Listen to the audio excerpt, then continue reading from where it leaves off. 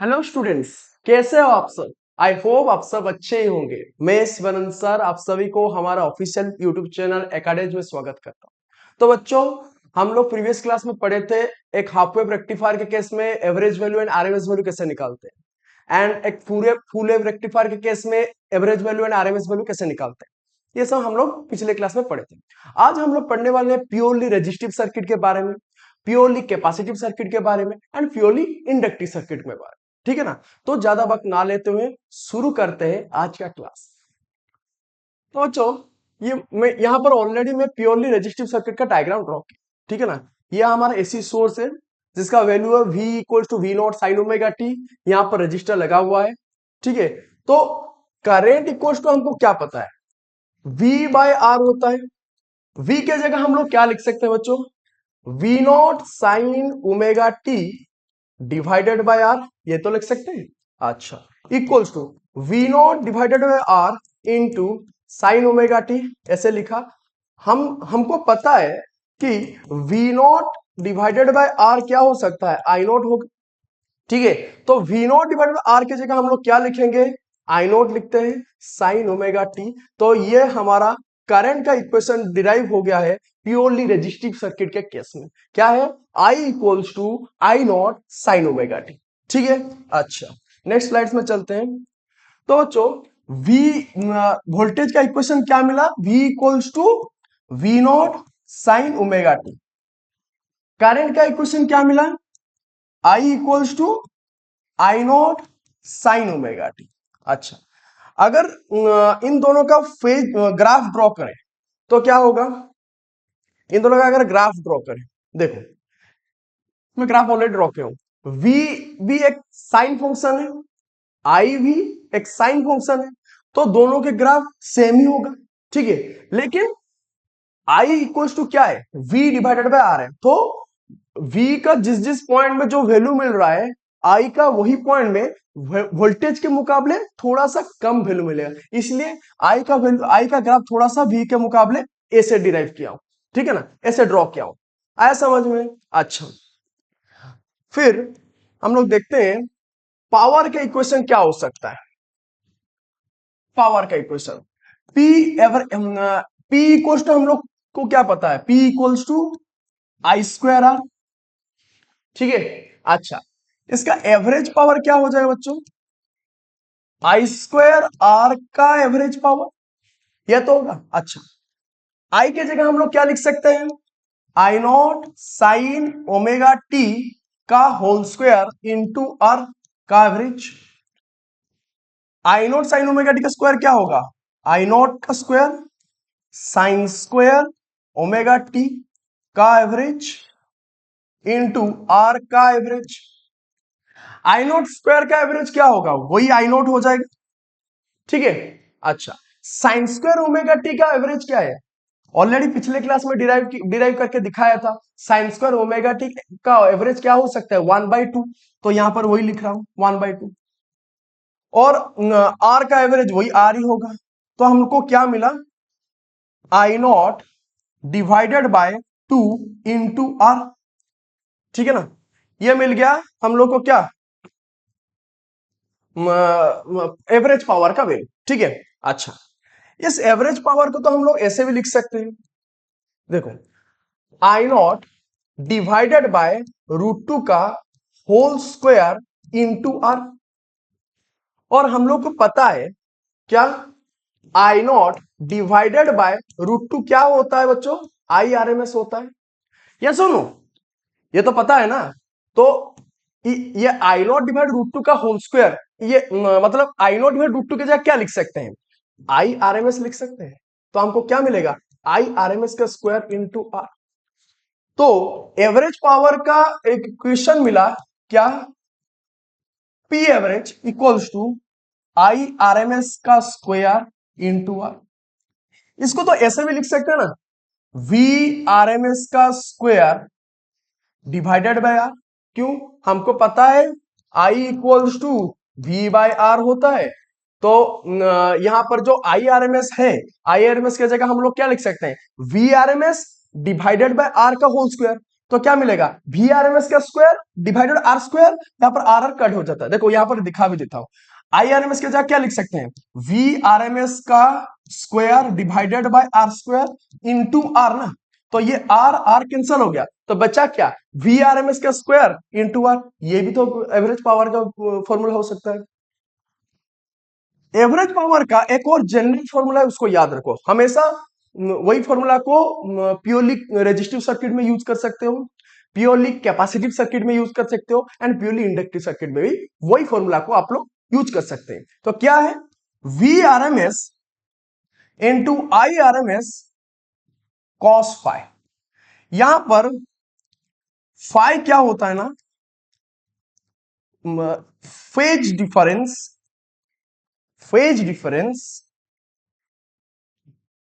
between phase difference between VRMS and IRMS, ठीक है, IRMS और VRMS के बीच जो फेज डिफरेंस होता है वो होता है फाई, ठीक है। अच्छा, और ये कॉस फाई क्या होता है, कॉस फाई होता है पावर फैक्टर, कॉस फाई होता है पावर फैक्टर, ये हो गया कॉस फाई, ठीक है। अच्छा, यहां पर एक बात बोलो, प्योरली रेजिस्टिव सर्किट के केस में फाई का वैल्यू क्या है, फाई का वैल्यू क्या है, 0 डिग्री है ना, क्योंकि दोनों ही तो साइन फंक्शन है, तो दोनों का फेस इक्वल है, तो फाई की जगह हम लोग क्या लिख सकते हैं, 0 डिग्री लिख सकते हैं। तो यहां पर नेक्स्ट स्लाइड में चलते हैं, यहां पर एवरेज पावर का वैल्यू क्या हो जाएगा, V R M S into I R M S cos five के जगह क्या लिख सकते हैं, 0 डिग्री, कॉस 0 डिग्री वैल्यू क्या है 1, तो क्या मिला, V R M S into I R M S in case of purely resistive circuit. तो क्या क्या हम लोग को मिला प्योरली रेजिस्टिव सर्किट के केस में एवरेज पावर का फॉर्मूला, एक तो ये रहा, दूसरा क्या हो सकता है, P average equals to I R M S का स्क्वायर इंटू आर, ये हो सकता है, और क्या हो सकता है, average power is equal to भी आर एम एस का स्क्वायर डिवाइडेड बाय, ये भी तो हो सकता है। तो इतना फॉर्मूला को अच्छे से याद रखना, जब क्वेश्चंस आएगा उसको इस्तेमाल करना, ठीक है। अच्छा, हम लोग देख लिए क्या ग्राफ कैसे होता है भी प्योरली रेजिस्टिव सर्किट के केस में, फिर हम लोग देखा क्या कि एवरेज पावर का वैल्यू क्या हो सकता है, करंट का इक्वेशन क्या हो सकता है। अब हम लोग देखेंगे फेजर डायग्राम क्या होगा प्योरली रेजिस्टिव सर्किट के केस में, ठीक है ना। अच्छा, ये रहा। अच्छा बच्चों, मुझको एक बात बोलो, प्योरली रेजिस्टिव सर्किट के केस में वोल्टेज भी साइन फंक्शन है, करंट भी साइन फंक्शन है, क्यों, देखो V इक्वल्स टू क्या है, V not sine omega t, I क्या होता है, I not sine omega t, दोनों ही तो साइन फंक्शन है, ठीक है ना, दोनों का ग्राफ भी सेम है, मतलब दोनों का फेज सेम है, तो उसका मतलब दोनों का बीच फेज डिफरेंस क्या होगा, 0 होगा, ये सुनो। अच्छा, इसीलिए मान लो ये हमारा वोल्टेज का एक्सिस है, तो करंट भी तो सेम एक्सिस में लाइक करेगा, क्यों क्यों करेगा, क्योंकि दोनों के बीच फेज डिफरेंस क्या है, 0 है। आया समझ में अच्छे से, तो ये हो गया phasor diagram in case of purely resistive circuit, ठीक है। अच्छा, इसको लिखना है तो थोड़ा सा लिख लो पोस्ट करके, ठीक है। अच्छा, और ये रहा हमारा क्या ग्राफ है प्योरली रेजिस्टिव सर्किट के केस में, लिखना है तो थोड़ा सा पोस्ट करके लिख लो इसको भी, और ये रहा हमारा एवरेज पावर का formula in case of purely resistive circuit, ठीक है। अच्छा, अब चलते हैं हम लोग प्योरली इंडक्टिव सर्किट के केस में। अच्छा बच्चों, ये डायग्राम है प्योरली इंडक्टिव सर्किट का, ठीक है। ये इंडक्टर लगाए हूं, इसके अक्रॉस एक वोल्टेज सप्लाई किया हूं एसी सोर्स, ये क्या है इसका value V equals to V not sine omega T, ठीक है। अच्छा, इसके ये जो वोल्टेज इसके अक्रॉस ये पैरेलली कनेक्टेड है ना, मान लो इसके अक्रॉस वोल्टेज है VL, मतलब मैं ये लिख सकता हूं ना VL इक्वल्स टू V, लिख सकता हूं ना, दोनों पैरेलली कनेक्टेड है, मतलब इसके अक्रॉस जो वोल्टेज है इस ये एसी सोर्स का एसी सोर्स जो वोल्टेज सप्लाई कर रहा है इसके साथ बराबर ही होगा, आया समझ में। इसीलिए मैं लिखा VL इक्वल टू V। ठीक है, अच्छा नेक्स्ट स्लाइड में चलते हैं। VL equal to VL, VL के जगह हम लोग क्या लिख सकते हैं, LdI/dt इक्वल्स टू, V के जगह हम लोग लिख सकते हैं V0 sine omega T, DI equals to V0 divided by L sine omega T into D T, ऐसे भी तो लिख सकते हैं। अब क्या करेंगे, दोनों तरफ से इंटीग्रेशन कर देते हैं। तो DI का इंटीग्रेशन बच्चों क्या होगा, I, and V0 divided by L क्या है, कांस्टेंट है ना, ये तो बाहर चले जाएगा, तो क्या होगा V0 डिवाइडेड बाय L बाहर चला है। और बच्चों साइन ओमेगा टी का इंटीग्रेशन क्या होगा, साइन थीटा का इंटीग्रेशन क्या होता है, माइनस कोस थीटा होता है। तो यहां पर क्या हो जाएगा, minus cos omega T into क्या हो जाएगा 1/ओमेगा, यही तो होगा। अच्छा, इसको अगर रीमोडिफाई करके लिख सकते हैं तो क्या लिखे, minus V0 divided by omega L into cos omega T, हो सकता है ना बच्चों। अच्छा, एक फॉर्मूला को याद रखो, ओमेगा एल इक्वल्स टू क्या होता है, एक्सेल। एक्सेल क्या है बच्चों, एक्सेल को बोलते हैं इंडक्टिव रिएक्टेंस। ये इंडक्टिव रिएक्टेंस क्या है, देखो जैसे रेजिस्टर में रेजिस्टिव प्रॉपर्टी को क्या बोलते हैं, रेजिस्टेंस बोलते हैं, वैसे ही इंडक्टर में उसका रेजिस्टिव प्रॉपर्टी बोलते हैं इंडक्टिव रिएक्टेंस, उसको एक्सेल बोलते हैं। उसका ये किसकी जगह यूज होता है, ओमेगा एल। ठीक है, तो यहां पर हम लोग ओमेगा एल की जगह क्या लिख सकते हैं, एक्सेल लिख सकते हैं। तो लिख रहा हूं minus V0 divided by X L cos omega T, ये हो सकता है। नेक्स्ट स्लाइड में चलते हैं। तो करंट इक्वल्स टू क्या मिला, minus V0 divided by X L into cos omega T, minus V0 divided X L को क्या लिख सकते हैं, I0 लिख सकते हैं ना, I0 into cos omega T. इसको बच्चों ऐसे भी तो लिख सकते हैं I0 sine omega T minus π/2, yes और नो। इसको मैं प्रूव करके भी आप लोग को दिखा सकता हूं, दिखाऊंगा भी, अभी आगे आगे एक ग्राफ में ड्रॉ किया हूं, वहां पर प्रूव करवाऊंगा। ठीक है ना, देखो ग्राफ में चलते हैं, वहां पर मैं प्रूफ करके भी तुम लोग को दिखा दूंगा। देखो देखो वोल्टेज का इक्वेशन क्या मिला था, V equals to V0 sine omega T, मतलब वोल्टेज एक साइन फंक्शन है, तो ये वोल्टेज का ग्राफ है। ठीक है, अच्छा करंट का इक्वेशन क्या मिला था, minus I0 cos omega T, और इसको हम लोग ऐसे भी लिख सकते हैं I0 sine omega T minus π/2, ये नो। देखो चेक करते हैं, करंट क्या है, कोसाइन फंक्शन है, और नेगेटिव में तो कोसाइन फंक्शन का ग्राफ ऐसे बन गया, ये करंट का है। ठीक है, अच्छा चेक करते हैं, मान लो ओमेगा टी के जगह 0 डिग्री लेते हैं, साइन 0 डिग्री क्या होगा, 0, वोल्टेज का वैल्यू 0 मिला। ठीक है, लेकिन यहां पर अगर 0 डिग्री डालते हैं, कॉस 0 डिग्री क्या होगा, 1 है, लेकिन नेगेटिव में मिलेगा, तो नेगेटिव मिल रहा है, तो वही सेम वैल्यू को यहां पर डालते हैं, ओमेगा टी की जगह 0 डालते हैं, तो क्या मिलेगा, साइन माइनस 90 डिग्री, मतलब साइन 270 डिग्री, साइन 270 डिग्री क्या मिलता है, -1 मिलता है, तो मिल रहा है ना। मतलब ये इक्वेशन जो है, ये इक्वेशन भी वही है, समझ में आ गया। तो इसके जगह हम लोग इसे भी लिख सकते हैं। अच्छा, इसका फेजर डायग्राम देखते हैं। अच्छा बच्चों मुझको एक बात बोलो, दोनों को भी फेज डिफरेंस कितना होगा, ओमेगा टी होगा ना, क्योंकि वोल्टेज का फेज कितना है, ओमेगा ओमेगा टी। अच्छा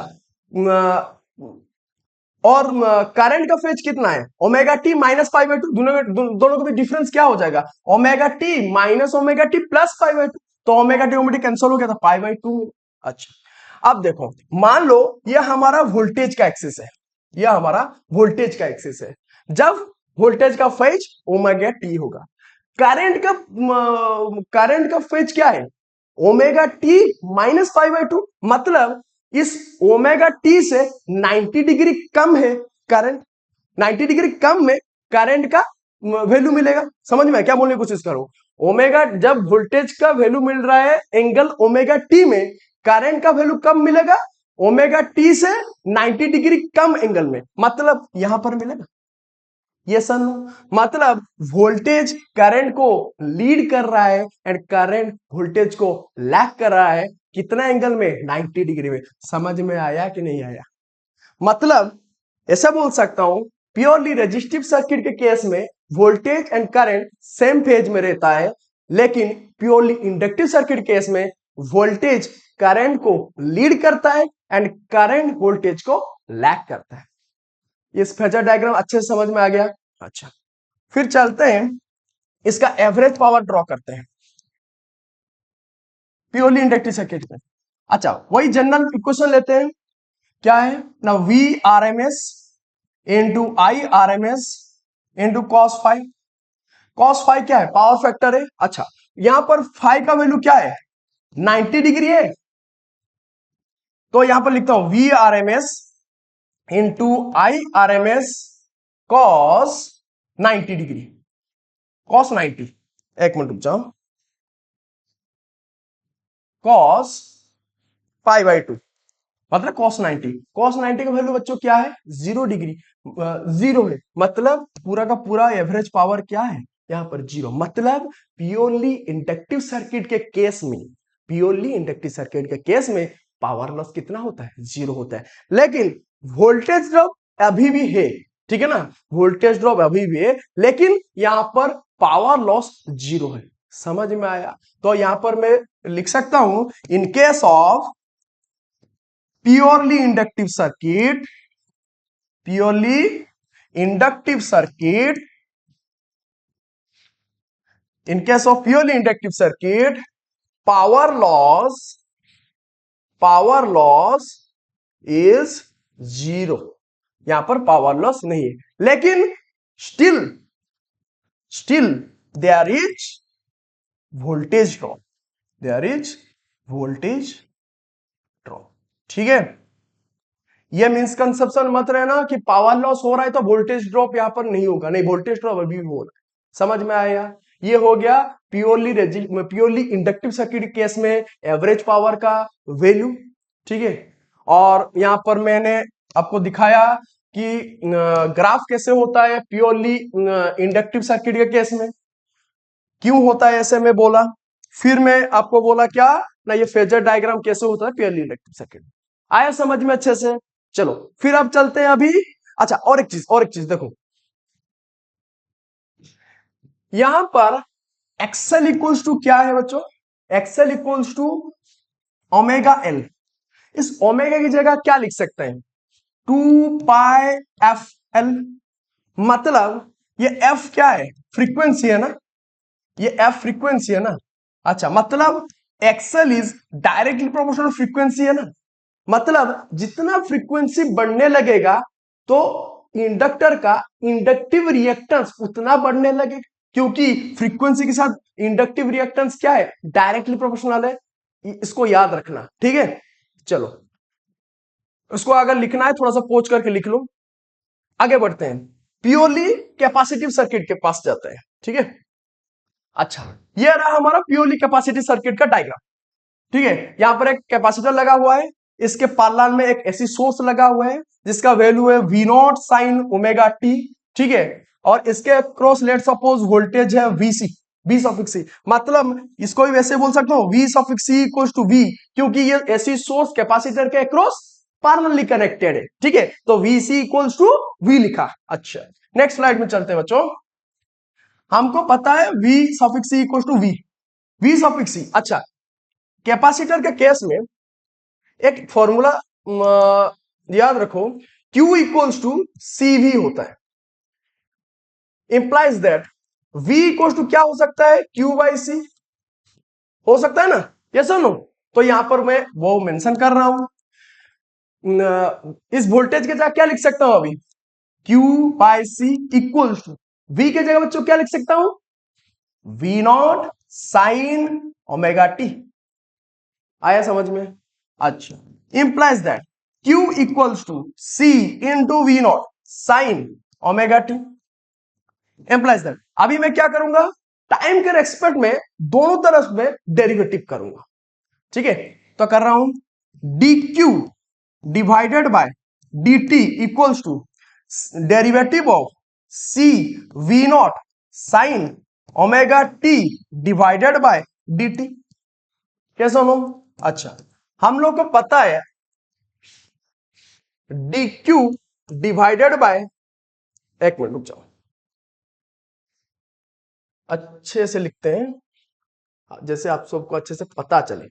हम लोग को पता है, और अच्छे से लिखते हैं, हम लोग को पता है D Q divided by D T क्या होता है? करंट होता है, ठीक है ना। तो इसके जगह हम लोग लिख रहे हैं आई इक्वल्स टू, अच्छा सी वी नॉट कॉन्स्टेंट है ना, तो ये बाहर चले आया, derivative of sine omega T, derivative of sine theta क्या होता है? कॉस थीटा होता है ना। तो यहां पर मैं लिख रहा हूं कॉस ओमेगा टी इनटू, फिर ओमेगा टी का भी डेरिवेटिव होगा तो कितना होगा? ओमेगा। इंप्लाइज दैट क्या हो सकता है? V naught omega C cos omega T, ये होगा। इसको थोड़ा सा पोच करके लिखना है तो लिख लो, ठीक है। नेक्स्ट स्लाइड में चलते हैं, ठीक है। तो हम लोग को इक्वेशन क्या मिला? Current equals to V naught omega C cos omega T. बच्चों ये वी नो ओमेगा सी को हम लोग ऐसे भी लिख सकते हैं, वी नॉट डिवाइडेड बाय 1/ओमेगा सी कॉस ओमेगा टी, लिख सकते हैं। अच्छा, एक फॉर्मूला फिर से याद रखो, क्या? एक्सी इक्वल्स टू 1/ओमेगा सी, जहां पर एक्सी क्या होता है ना? कैपेसिटिव रिएक्टेंस होता है, कैपेसिटिव रिएक्टेंस होता है, ठीक है। मतलब प्योरली रेजिस्टिव सर्किट में जैसे रेजिस्टेंस होता है, प्योरली इंडक्टिव सर्किट में रेजिस्टिव प्रॉपर्टी क्या बोलते हैं? क्या बोलते हैं? इंडक्टिव रिएक्टेंस बोलते हैं। वैसे ही प्योरली कैपेसिटिव सर्किट के केस में जो कैपेसिटर का रेजिस्टिव प्रॉपर्टी होता है उसको बोलते हैं कैपेसिटिव रिएक्टेंस। आया समझ में? अच्छा, तो यहां पर मैं वी नॉट डिवाइडेड बाय 1/ओमेगा सी की जगह हम लोग क्या लिख सकते हैं? एक्सी लिख सकते हैं, एक्सी कॉस ओमेगा टी। बच्चों V not divided by X C को हम लोग क्या लिख सकते हैं? आई नॉट लिख सकते हैं इनटू कॉस ओमेगा टी। तो आई इक्वल्स टू, इसको ऐसे भी तो लिख सकते हैं, I not cos omega T की जगह क्या लिख सकते हैं बच्चों? Sign omega T plus pi by 2, ऐसे भी तो लिख सकते हैं। इसको क्यों लिखा मैं फिर से ग्राफ के थ्रू प्रूव करूंगा, ठीक है ना। चलो ग्राफ में चलते हैं।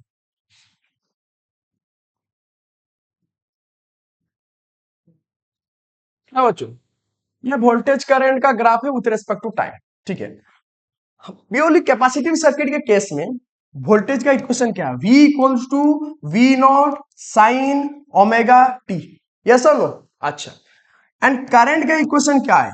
I not cos omega T, और इसको ऐसे भी लिख सकते हैं I not sine omega T plus pi by 2, ऐसे भी तो लिख सकते हैं। आया समझ में? अच्छा, अब चेक करते हैं ये ऐसे करंट का इक्वेशन ऐसे क्यों लिख रहे हैं हम लोग, ठीक है। अच्छा, लेट सपोज ओमेगा टी की जगह 0 डिग्री लेते हैं, तो साइन 0 डिग्री वैल्यू कितना होगा? 0 आ रहा है ना, 0। अच्छा, इस ओमेगा टी की जगह 0 ले, कॉस 0 डिग्री वैल्यू 1 आया, 1। लेट सपोज ये वैल्यू, इसका वैल्यू 1 है, 1 आया। अच्छा, यहां पर भी 0 डालते हैं, तो sine 90 degree, sine 90 degree value कितना है? 1, तो आया 1, ठीक है ना। मैक्सिमम आ रहा है, मतलब एक्चुअली क्या हो रहा है, ये 1 तो नहीं है, ये आई नॉट होगा, ठीक है ना, ये आई नॉट होगा। तो यहां पर भी कॉस 0 डिग्री में मैक्सिमम वैल्यू क्या मिलेगा? आई नॉट मिलेगा, और यहां पर भी आई नॉट मिलेगा। समझ में आया अच्छे से, ठीक है। अच्छा, मतलब ये इक्वेशन लिखना जो होता है इसको भी लिखना वही होता है, ठीक है। आया समझ में? ठीक है। तो फेजर ये ग्राफ ड्रॉ हो गया प्योरली कैपेसिटिव सर्किट के केस में। अच्छा, फिर चलते हैं प्योरली कैपेसिटिव सर्किट के फेजर डायग्राम के पास। बच्चों प्योरली कैपेसिटिव सर्किट के केस में phase difference voltage and current के बीच क्या होता है? वही 90 डिग्री होता है। देखो करंट का फेज कितना होता है? Phase value omega T plus pi by 2। Voltage का कितना होता है? Omega T. तो मैं दोनों का फेज डिफरेंस क्या लिखूं? Omega T plus pi by 2 minus omega, omega t omega t cancel कर दिया, मिला क्या 90 डिग्री। ठीक है ना, तो ये मिल गया फेज, दोनों के बीच फेज डिफरेंस क्या मिला 90 डिग्री मिला। अच्छा, तो लेट सपोज मैं इसका करंट का, इसको मैं करंट का एक्सेस ले लिया। ठीक है, इस करंट का फेज वैल्यू कितना है omega T plus pi by 2। ठीक है, अच्छा, वोल्टेज करंट से 90 डिग्री कम है, तो यहां पर मिल रहा है इसीलिए, क्योंकि वोल्टेज का फेज वैल्यू क्या है ओमेगा टी है। मतलब क्या समझो, करंट से, current omega T plus pi by 2 में अगर करंट का वैल्यू मिल रहा है, उससे 90 डिग्री कम में जो एंगल मिलेगा उस एंगल में वोल्टेज का वैल्यू मिलेगा। समझ में, उसका मतलब प्योरली कैपेसिटिव सर्किट के केस में करंट वोल्टेज को लीड करता है एंड वोल्टेज करंट को लैग करता है। आया समझ में अच्छे से? अच्छा, प्योरली कैपेसिटिव सर्किट के केस में एवरेज पावर थोड़ा सा देखते हैं क्या होगा। बच्चों, एवरेज पावर का जनरल फॉर्मूला क्या है, V R M S into I R M S into cos five, और यहां पर फाइव का वैल्यू क्या है वही सेम 90 डिग्री है। तो V R M S into I R M S cos 90 degree के मतलब फाइव के जगह क्या लिखूं 90 डिग्री लिखूं, तो कॉस 90 डिग्री का वैल्यू क्या है जीरो, तो पूरा का पूरा जीरो। मतलब बच्चों प्योरली कैपेसिटिव सर्किट के केस में भी एवरेज पावर कितना होता है जीरो है, मतलब पावर लॉस यहां पर भी जीरो होता है। मतलब ऐसे लिख सकता हूं, इन case of purely capacitive circuit the power loss, in case of purely capacitive circuit the power loss is zero, there is no power loss but still there is some voltage drop। इस misconception में मत रहना, voltage drop अभी भी purely capacitive circuit में रह रहा। ठीक है, तो यहां पर प्योरली रेजिस्टिव सर्किट के केस में करंट का इक्वेशन क्या होगा एंड उसका फेज डायग्राम क्या होगा, एवरेज पावर क्या होगा, ग्राफ उसका क्या होगा हम देखें। फिर हम लोग वही सेम चीज प्योरली इंडक्टिव सर्किट के केस में देखें, प्योरली कैपेसिटिव सर्किट के केस में। और एक चीज आपको बोलना चाहता हूं, देखो हम लोग को पता है एक्सी इक्वल्स टू क्या है 1/ओमेगा सी, यही तो है, इक्वल्स टू 1 ओमेगा जगह क्या लिख सकते हैं 2πf इंटू सी। तो यहां पर एक्सी मतलब capacitive reactance inverse proportional frequency है ना, मतलब फ्रीक्वेंसी जितना बढ़ेगा एक्सी मतलब कैपेसिटिव रिएक्टेंस उतना घटेगा, फ्रीक्वेंसी जितना घटेगा कैपेसिटिव रिएक्टेंस उतना बढ़ेगा, इनवर्स प्रोपोर्शनल। लेकिन इंडक्टर के केस में क्या होता था, X L is directly proportional to F. ये दोनों चीज को अच्छे से याद रखना। ठीक है, अच्छा, थोड़ा सा प्रॉब्लम करते हैं, ठीक है, इसके रिलेटेड, तो और थोड़ा सा कॉन्फिडेंस आ जाएगा। मान लो ऐसे सवाल है एक, यहां पर एक ऐसी सोर्स लगा हुआ है जिसका वैल्यू है v equals to 100 sine omega T, और यहां पर एक वोल्टमीटर लगा हुआ है। ठीक है, क्वेश्चन पूछेगा find the voltmeter reading, find the voltmeter reading. बच्चों ये जो वोल्ट मीटर होता है वो किसका रीडिंग लेता है, वीआरएमएस वैल्यू का रीडिंग लेता है। ठीक है ना, मतलब ये क्या पूछा है कि वीआरएमएस का वैल्यू क्या है, ये पूछा है। ठीक है ना, अच्छा, वीआरएमएस का फॉर्मूला क्या है बच्चों, V R M S equals to V not divided by √2, ये तो है। वी नॉट का वैल्यू क्या है 100 डिवाइडेड बाय √2, ये तो है। अच्छा, 100, इसको हम लोग ऐसे लिख सकते हैं ना 2 into 50, 2 × 50 divided by √2 equals to, 2 को हम लोग कैसे लिख सकते हैं √2 इंटू √2 इंटू 50 डिवाइडेड बाय √2, ये √2 कैंसल हो गया तो मिला क्या V0 डिवाइडेड बाय √2, ये हम लोग को मिलेगा वीआरएमएस वैल्यू और वोल्ट मीटर रीडिंग। आया समझ में अच्छे से? ठीक है ना? इसको लिखना चाहते हो तो थोड़ा सा पॉज कर लो वीडियो को, फिर लिखो। ठीक है, कोई दिक्कत नहीं। अच्छा, नेक्स्ट स्लाइड में चलते हैं और एक सवाल करते हैं इसी तरह। बच्चों, ऐसे एक सवाल मान लो दिया है। कैसे? देखो, यहां पर एक कैपेसिटर लगा हुआ है, इसके अक्रॉस एक वोल्टमीटर लगा हुआ है, यहां पर एक एमीटर लगा हुआ है, यहां पर एसी सोर्स है। ठीक है, इसका वैल्यू है v equals to 100 sine omega T plus pi by 3। ये है। ठीक है, सवाल दिया हुआ है फाइंड वोल्टमीटर रीडिंग। ठीक है, फिर पूछा होगा फाइंड करंट इक्वेशन, और ऐसे गिवन होगा फाइंड इंस्टेंटेनियस करंट। ये गिवन होगा। ठीक है, अच्छा, तो इसको कैसे सवाल, इस सवाल को कैसे सॉल्व करें? अच्छा, वोल्टमीटर रीडिंग ऑलरेडी हमको पता है। क्या पूछा है? वीआरएमएस पूछा है, तो डायरेक्ट फॉर्मूला डालते हैं। वीआरएमएस इक्वल्स टू क्या हो जाए बच्चों? V not divided by √2। यही तो होगा। तो वी नॉट का वैल्यू क्या है? 100, पिक वैल्यू है ना। 100 डिवाइडेड बाय √2। इसको तो ऑलरेडी प्रीवियस सवाल में सॉल्व किए थे, तो कितना आएगा? 50 इंटू √2।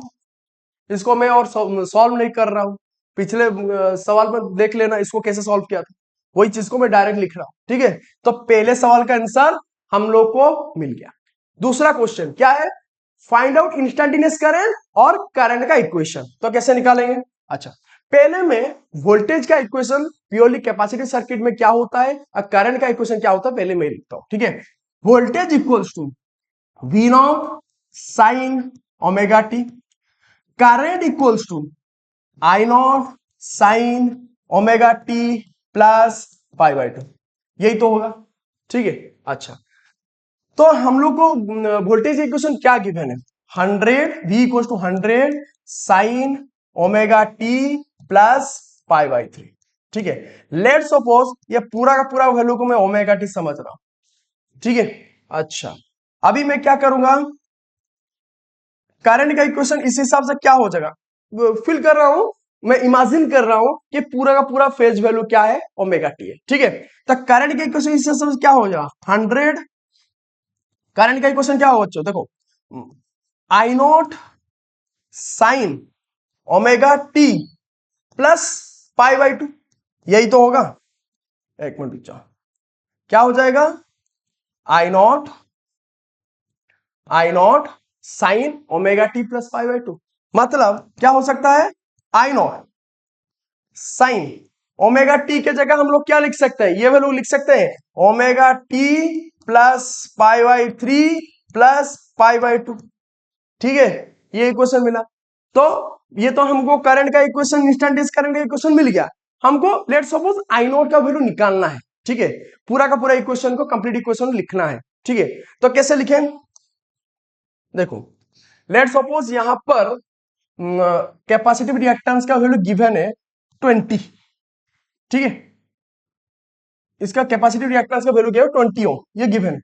ठीक है, अच्छा, तो इसको अभी सॉल्व करते हैं। फिर देखो, आई नोट इक्वल्स, यहां पर लिख रहा हूं, ठीक है, आई नोट इक्वल्स टू क्या हो सकता है? V not divided by X C. बोलो ना, या ना? यही तो हम लोग प्योरली कैपेसिटिव सर्किट के केस में, पिक करंट के केस में जो फॉर्मूला लिखे थे ये तो था। ठीक है ना? तो वी नॉट की जगह हम लोग क्या लिख सकते हैं? 100 लिखा, डिवाइडेड बाय एक्स का वैल्यू क्या, कितना कितना गिवन है? 20 ओम गिवन है, तो लिखा हूं 20। तो 20 इंटू 5 क्या है?